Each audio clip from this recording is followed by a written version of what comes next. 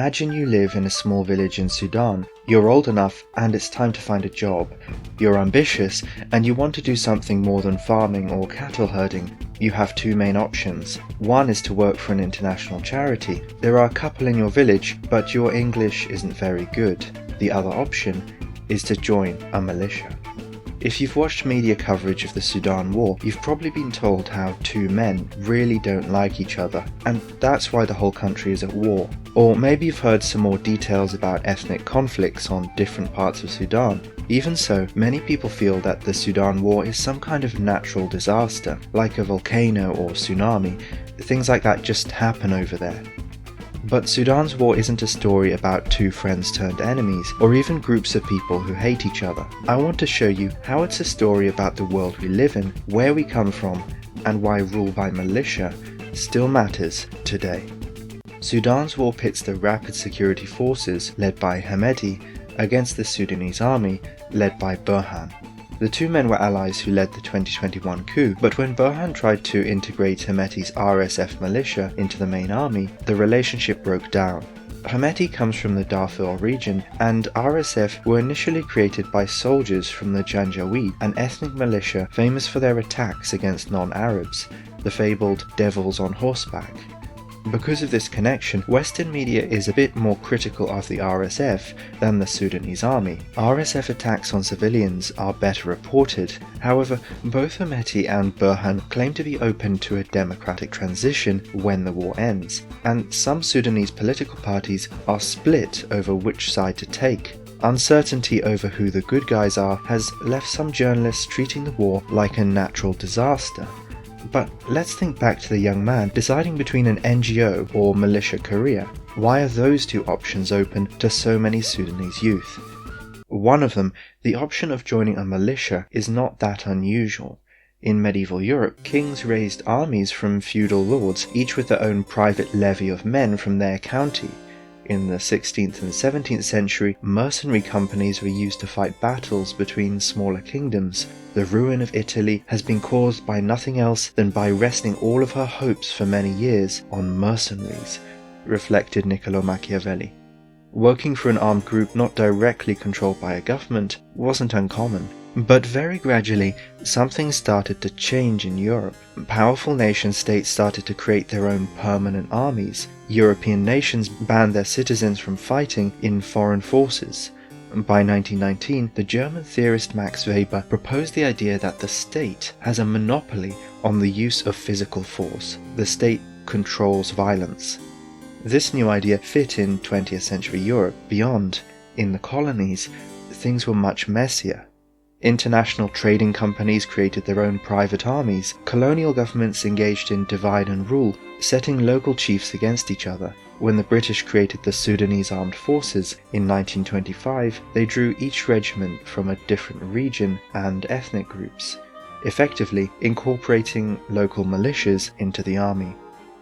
In 1955, the Equatorial Corps, made up of non-Arab Christians from the south, mutinied. The British flew in their northern Arab regiments to crush the rebellion. Survivors of the Equatorial Corps escaped to form the Anyanya, a rebel group made up of militias from the Dinka, Zande, and Nuer. Independent Sudan inherited the appearance of an army, but behind the scenes, a complex network of ethnic militias backed it up. The situation worsened in the 1980s during the global recession. Omar al-Bashir seized power through a military coup. Bashir shared the profits of the government with a small elite. To cut costs and protect himself from a coup, he funded rival ethnic militias. These modern Sudanese militias were three things at the same time: a political body, an armed force, and a business empire. Like the state they worked for, militias were funded by an extraction economy. They didn't necessarily control mines and oil fields, they taxed the flow of natural resources passing through their territory. Like other developing countries struggling under the burden of the IMF structural adjustment programs, Bashir saved money and strengthened his power by outsourcing fighting to local militias. In Congo, Mobutu did something similar: divide and rule, funded by a roadblock economy.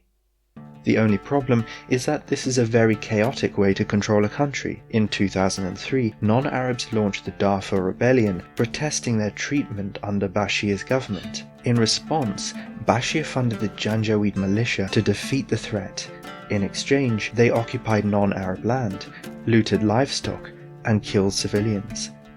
10 years later, it was the Janjaweed who were protesting the lack of development from the state, no schools or hospitals. Bashir responded by empowering one section of the militia, creating the Rapid Security Forces, headed by Hemedti and his extended family.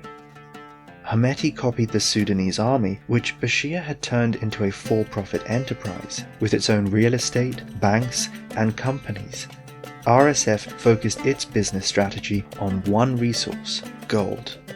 After South Sudan split, Bashir lost the oil he used to fund his patronage system. He began to encourage gold mining, much of it done by thousands of low-paid laborers in dangerous conditions. RSF stepped in to control the miners and police the roads. In 2017, Hemedti took total control of Jebel Mine. The RSF managed the mine and direct imports to the United Arab Emirates. Hemedti had just discovered an infinite money loop. In 2022, a review by the US government found half of mineral export companies could not identify where their product came from. This deliberate oversight is connected to a bigger problem. RSF doesn't just control a mine, it is the supply chain, or part of it. Rule by militia is a feature of our global economy. In a country like Sudan, to paraphrase Joshua Grace, a small elite sits above a fragmented nation, setting ethnic groups against each other whilst profiting from the international demand for natural resources. On the ground, there is a predatory extraction economy. Without a real job market, millions of ambitious young men and women are left desperately searching for a way to move forward in their lives. This frustration exploded into a demand for a democratic constitution in 2018. In 2021, another military coup put an end to this. General al-Burhan relied heavily on the RSF to secure his power, confirming Sudan's return to rule by militia. Later, Hemedti and Burhan's rival elites fell out over how to share the power. The youthful frustration of Sudan's 2018-19 revolution is now being channeled into a civil war. Joining a militia is dangerous, but it makes economic sense. It's how you access the global economy. Your local village might be proud of you, and where else are you going to find a decent job? Now, two rival military business empires are at war.